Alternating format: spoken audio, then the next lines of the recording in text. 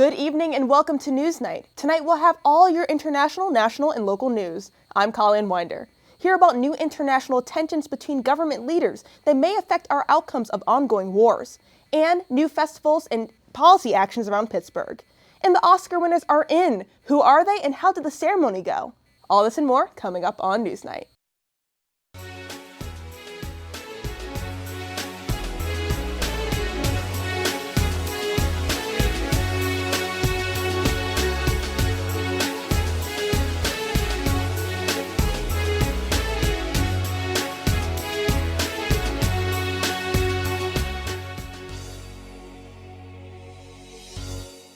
A heated debate took place between U.S. President Donald Trump, U.S. Vice President J.D. Vance, and Ukrainian President Volodymyr Zelensky during a meeting to discuss a new agreement on earth minerals and the next steps in the Russia-Ukraine war, specifically the U.S.'s involvement in these plans. However, cooperation between the two evaporated as the conversation devolved into these tense debates, with assertive talking points from Trump and Vance criticizing Zelensky's attire, accusing him of gambling with lives and the threat of World War III. Zelensky did not back down to these comments and asserted his concerns over diplomacy with Russia and the U.S. military. After the global broadcast of the meeting, the mineral agreement was left unsigned. Trump took to social media stating, quote, "I have determined that President Zelensky is not ready for peace if America is involved, because he feels our involvement gives him a big advantage in negotiations. He can come back when he is ready for peace," end quote. Zelensky also took to social media with a different perspective, quote, "Thank you, America. Thank you for your support. Thank you for this visit. Thank you, POTUS, Congress, and the American people. Ukraine needs just and lasting peace, and we are working exactly for that," end quote. However, many nations, political figures, and citizens were left with a bad taste. Some citizens and officials are embarrassed, some in distress of the future of the war, and others took sides. Leaders from Italy, Russia, and Hungary praised Trump. Leaders from Canada, France, New Zealand, Australia, the Netherlands, and Germany and Spain showed support for Zelensky. This was a showcase of the diminishing relations between the U.S. and Ukraine, which will heavily affect the outcome of the Russia-Ukraine war and further tensions among international actors. This Sunday, it was reported that 8 construction workers died after being trapped due to an avalanche located in northern India. Several other workers were able to be rescued and sent to the hospital by helicopter in critical condition. The construction workers belong to the Border Roads Association, which is part of the Indian Army, where they upkeep India's roadways. The men were able to be found after coordinated attempts by disaster relief teams who implemented the use of search and rescue dogs, GPS, and thermal imaging. The area in which the avalanche occurred is likely to see more happen in the future due to these dangerous weather that occurs in the area, as well as its proximity to the Himalayan mountains. The Roman Catholic Church had a scare recently as their Pope underwent serious health conditions. Learn about what they were and the concerns with reporter Savannah Ikach. Sav? The condition of the Pope has put some on edge recently as he has faced many health scares in the past week. Since February 14th, Pope Francis has been in the Gemelli Hospital in Rome, entering for a case of bronchitis. On February 18th, this further developed into pneumonia in both of the lungs, in what the Vatican described as, quote, "complex clinical picture," end quote. His condition turned critical on the 22nd, and just 2 days later, it was announced that the Pope had early kidney failure. While he was stabilized, he remained in critical condition for multiple days.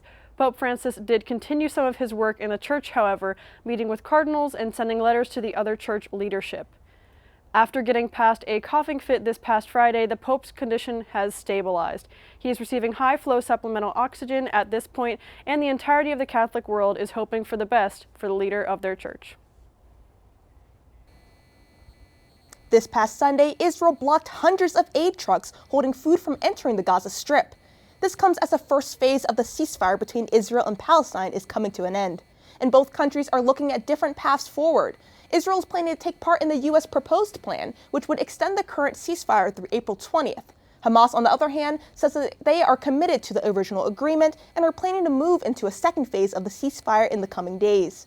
As of now, UN health officials are raising concerns of mass starvation in the region, and 5 non-government agencies are claiming the move violates Israel's obligations under international law. When we come back, hear about the 2025 Oscars ceremony and winners, and after the controversies of the New York mayor, another political figure has entered the race for mayorship. Learn who that is and their impact. Don't go away.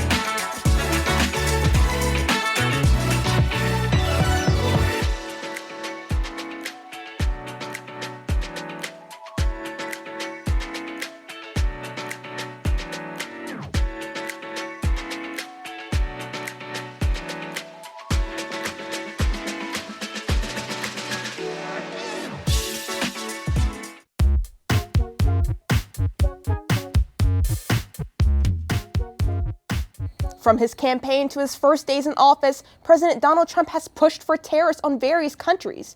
And as of today, the U.S. will impose 25% tariffs against Canada and Mexico. The tariffs are a response to a claimed emergency situation posed by illegal aliens and drug trafficking to the U.S., with Mexico, Canada, and China being the countries linked to illicit distribution networks. These tariffs will affect all countries involved, including the U.S. According to TD Economics, cars will be up by $3,000. Various beers, whiskey, and tequila prices will increase. Building material, therefore housing prices will increase, with serious concern coming from the National Association of Home Builders. And other items such as fuel, syrup, avocados, technology will see a price increase. Canadian Internal Trade Minister Anita Anand responded, quote, "We are steady at the wheel. We are prepared for any eventuality, but we will at every turn defend our country's economy," end quote. Mexico's President Claudia Sheinbaum responded, quote, "Cooperation and coordination, yes. Subordination, never," end quote. China will also face 10% increase to their tariffs soon, bringing the total to 20%. In response, leaders in Beijing allegedly have prepared countermeasures. As a result, the U.S. and China will edge closer to a trade war. Former New York Governor Andrew Cuomo announced his campaign on Saturday for New York City mayor. Cuomo hopes for a political comeback after facing sexual misconduct by 11 women, which he denies any involvement in. After staying out of public scrutiny for several years since the allegations, Cuomo announced his bid amid an already packed race. The announcement came in the form of a nearly 20-minute video posted on his website, hoping to clean up the streets of New York. Cuomo hopes to use his previous knowledge of politics and experience in office to lead his campaign and position in office if he were to be elected. The 2025 Oscar winners have been announced, with many surprises, sentiments, and exciting moments riveting the ceremony. Reporter Savannah Iketch has the scoop. Sav? The 2025 Oscar ceremony came to a close with memorable moments, fashion statements, and a slew of expected and unexpected winners. The show was hosted by Conan O'Brien and started with a sentimental tribute to LA after the devastating fires. Then came the awards announcements. The major winners include Anora for Best Picture, alongside a sweep of other awards, including Best Film Editing, Best Director, Best Original Screenplay, and more. Anora's Mikey Madison and The Brutalist's Adrian Brody for Best Leading Actress and Actor, respectively, Emilia Perez's Zoe Saldana and A Real Pain's Kieran Culkin for Best Supporting Actress and Actor, respectively, Wicked for Best Costume Design, and Flow for Best Animated Feature. The show had standout moments like Wicked stars Cynthia Erivo and Ariana Grande performing an 8-minute performance of Wizard of Oz themed songs including Defying Gravity, Somewhere Over the Rainbow, and Home, followed by more musical moments from Doja Cat, Lisa, and Ray. Overall, this year's Oscars was a hit in all areas and highlighted the skills and extraordinary work these productions accomplished. This past Saturday, while on a vacation with his family at a ski resort, Vice President J.D. Vance faced major backlash from protesters concerning his administration. Lining the roadways, the nearly 1-mile protesters held signs in support of Ukraine, bolstered by Saturday's exchange between Trump, Vance, and Ukrainian President Volodymyr Zelensky. Republican Governor of Vermont Phil Scott told his state to welcome Vance and, quote, "While we may not always agree, we should be respectful," end quote. Protests remained peaceful, and Vance and his family were moved to an undisclosed location. Coming up after the break, the Pittsburgh Downtown Partnership has plans in mind for a new festival, and a PA representative pushes a new bill restricting drag shows. We'll be right back.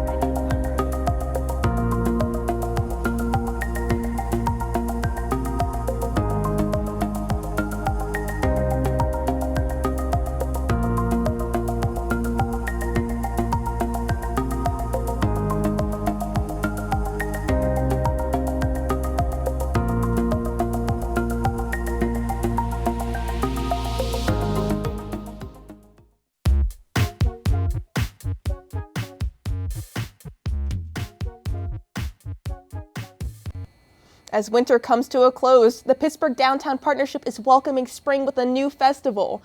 This 3-week festival, named The Thaw, which will be hosted in Market Square, will celebrate the transition from winter to spring with themed attractions. This is in addition to 3 major festivals hosted by Pittsburgh. It will kickstart the partnership's 3-year plan to renovate PGH's Golden Triangle. Downtown Partnership President Jeremy Waldrop expresses, quote, "We want to see more people working down here. We want to see more people living down here, and we want to see more people playing down here," end quote. Every week will bring a different theme. March 8th and 9th celebrates winter with snow and ice activities. March 15th to 17th will pay homage to Irish culture and St. Patrick's Day with music and whiskey tastings. And finally, March 21st to 23rd will celebrate the incoming spring weather with a warm-up music festival and fire-related activities. You won't want to miss out. On Friday, Bethel Park police were led on a police chase early in the morning. Police observed a suspicious vehicle around 2:30 a.m. parked outside BJ's Brew House in the parking lot of South Hills Village Mall. The vehicle turned out to have an out-of-state registration and was reported stolen out of Baltimore with 3 people inside. The 3 suspects escaped from a treatment facility in Baltimore. Back on February 20th, the car jacked an elderly man before fleeing to Pittsburgh. As officers approached the vehicle took off down Fort Couch Road in Upper St. Clair. The vehicle ended up turning into the get-go along Fort Couch Road, crashing into another vehicle and going over the hill onto T-tracks down below. The 3 suspects tried to flee on foot before eventually being caught and arrested. Under the current administration, diversity, equity, and inclusion initiatives have been under scrutiny, and many businesses are rolling back their policies. And in many DEI supporters, the question is, should I shop at these establishments? Reporter Addison Deal has the consensus. Downtown Pittsburgh, while home to thousands, is considered a food desert. The only grocery store in the area is this Target, built in 2022. Many online are calling for a 28-day economic blackout of these stores. But when this is the only place you can get groceries, what are you supposed to do? A few major grocery store chains have decided to abolish their DEI initiatives in the midst of President Trump's criticisms of the program. Aldi, Walmart, and Target have all removed DEI from their public communications. It really made me a little anxious to hear about the changes to DEI because I know so many people that I work with who are protected under the DEI program. I think taking it away is just really disappointing, especially in 2025. Point Park's campus is completely downtown, leaving many Point Park students struggling to find a grocery store that aligns with their moral ideals. I really want to be a part of it because it is something that up what they're doing, but there's literally nowhere else to go. The only other place would be CVS, which they don't have too many fresher products and stuff, so it's harder. Looks like many students are going to be going out of the way to get their groceries for the next month. In downtown Pittsburgh, this is Addison Deal for UView Television. Thanks, Addie. A controversial bill in the Pennsylvania legislature is generating heated debate over child attendance at drag shows. State lawmakers have introduced legislation that would classify it as a third-degree felony to bring a minor to an adult-oriented drag performance. The proposed bill, sponsored by Republican Representative Robert Ledbetter, aims to restrict minors' exposure to performances deemed by the legislation as inappropriate for their age. Supporters of the bill argue, quote, "This is about protecting children. We have a responsibility to shield them from content that could be harmful or confusing," end quote. If passed, convicted parents could face up to 7 years in prison and significant fines. Critics, including LGBTQ+ advocacy groups, argue the bill is discriminatory and a violation of parental rights. Opponents of the bill state, quote, "This legislation is a thinly veiled attack on the LGBTQ+ community. It infringes on the rights of parents to decide what is appropriate for their children," end quote. They contend it unfairly targets drag performances while ignoring other forms of potentially adult-oriented entertainment. The bill is currently in committee and its path forward remains unclear. We'll keep you updated as we follow this developing story. After the break, the first para-astronaut becomes the first person with a disability to be cleared for takeoff. And your weekly Pittsburgh weather update will fill you in on these changing temperatures. You won't want to miss this.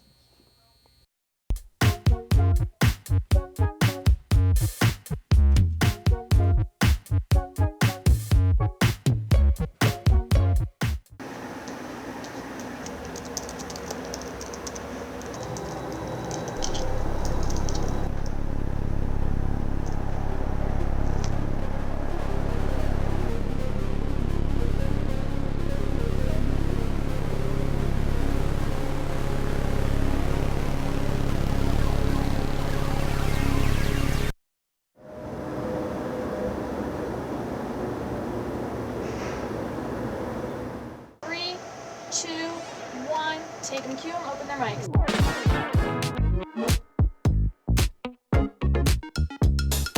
They mark the 1-year anniversary of the Pittsburgh Post-Gazette strike. Point Park University just hosted a campus-wide meeting. Plans for the rapid transit bus line are not set to conclude until 2025.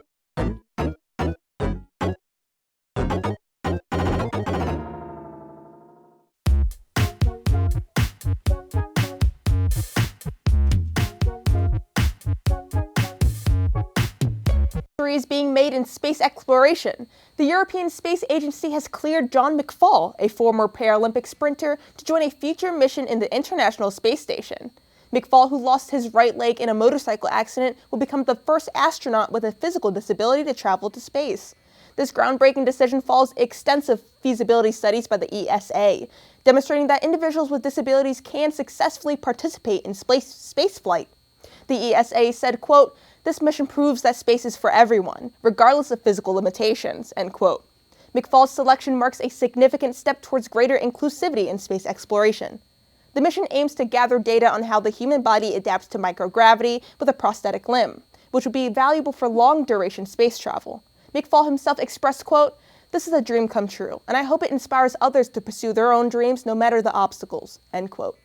McFall's journey is not only a personal triumph, but a symbol of progress, inspiring people around the world.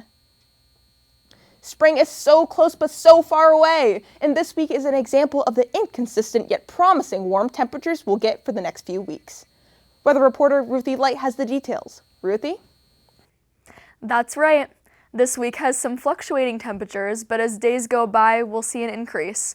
But for tomorrow's weather, we'll start off the day with a cloudy, rainy, 61-degree morning with 20 miles per hour wind gusts. Thunderstorms and showers will continue throughout the day, but temperatures will reach to 65. Then in the evening, we'll see a steep drop to 32 degrees, and those daytime showers will turn into snow and the winds will be unrelenting. Make sure to dress accordingly. Rain-appropriate shoes and jackets are a must.